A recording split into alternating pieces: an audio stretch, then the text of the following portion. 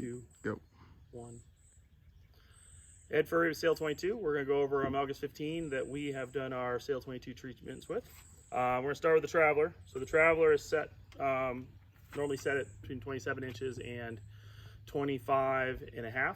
So we've actually made marks here with nail polish. So I have green and orange. So I adjust those. They're out because we had to make the marks. So you can adjust those so one you see and you can keep them balanced on both sides. So that's pretty cool with our upgraded block. If you see, this is spliced, so the pressure's on the line, not on the block. We have a little bit of a higher end block, and then we use a soft shackle here to attach the main sheet so it's easy to pull off quickly. So we've also upgraded our blocks. These are Allen, and they're better bearings. They're stainless bearings and aluminum rollers, so they're a little better, should run better, and last longer. Our Outhaul, we use a soft shackle and a shock, so you can't really lose this. We've upgraded this to Dyneema, you'll see right here. I'm gonna slide all the way forward now, and you'll see the line, control line here. We did it nice and bright so you can tell what you want. If you want to add bungee to it, we have a Flemish eye that you can then slide bungee to the back or something. So that's that. You'll see the main sheet. We use Nexus Pro, a little grippier, same size, and that's much nicer. I'm gonna slide back a second and show you our tiller extension. So our tiller extension is a Rooster carbon. You can see it can slide through, no problem, but plenty long enough for when you're sailing to get forward. These carbon ones are great. They don't bend, so they're much nicer, very strong. Forward, we're now going to our spinnaker sheets, which we use Alpha for this, and then we use a block, an Allen block. It's a 45 Ratchamatic, so it's a little bit beefier. We've had some people blow up other blocks, so these ones we've been having a lot of success with. We've stayed so far with the Selden for the jib. We've had some people wanting to change, but we haven't done that yet. You'll see our halyards here. We have the ball on them, which is similar to the new factory ones. And then if you slide into the middle, we put a triple block here for all our blocks. So the middle actually are the halyards, because now you have one halyard, but we splice them on. So there's a splice so they can come through the triple block in the middle.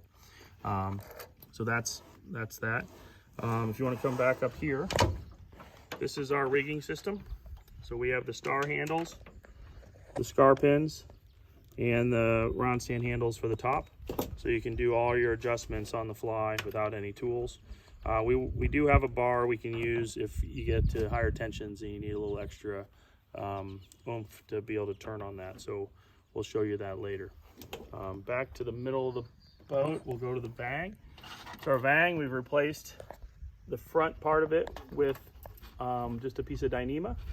And so that way it's less water retention, works a lot smoother. We've tapered the line for it, you see right here. So we use Copa 5000. It's a little smaller, but plenty grippy, so it works really well. Our Cunningham, we use green, and so this will go up through the sail, but then we'll actually come down through this block here. That's why we have 3 in the triple block setup. These are articulating ones, so you can see how they move back and forth. So depending on what side you're on, you can get adjustment pretty easily. Now we do have a spacer in here with our block. So you'll see from the back there's a spacer. And then this is our jib halyard fine tune. Same thing, you can go side to side with it. There's pressure on this just because it's the halyards, but these move back and forth as needed. Instead of the hook with no block, we use an Allen block with a hook. So that way you can get extra adjustment on your halyard and they move really easily. The main, we've just added this to stay to the stock line. Up here we have Vaqueros Atlas 2. That's our preferred instrument. We do like the Sailmon as well. They have modes for no pinging, so that's pretty important, so it's class legal. And then this is our Sail22 custom printed bracket for it.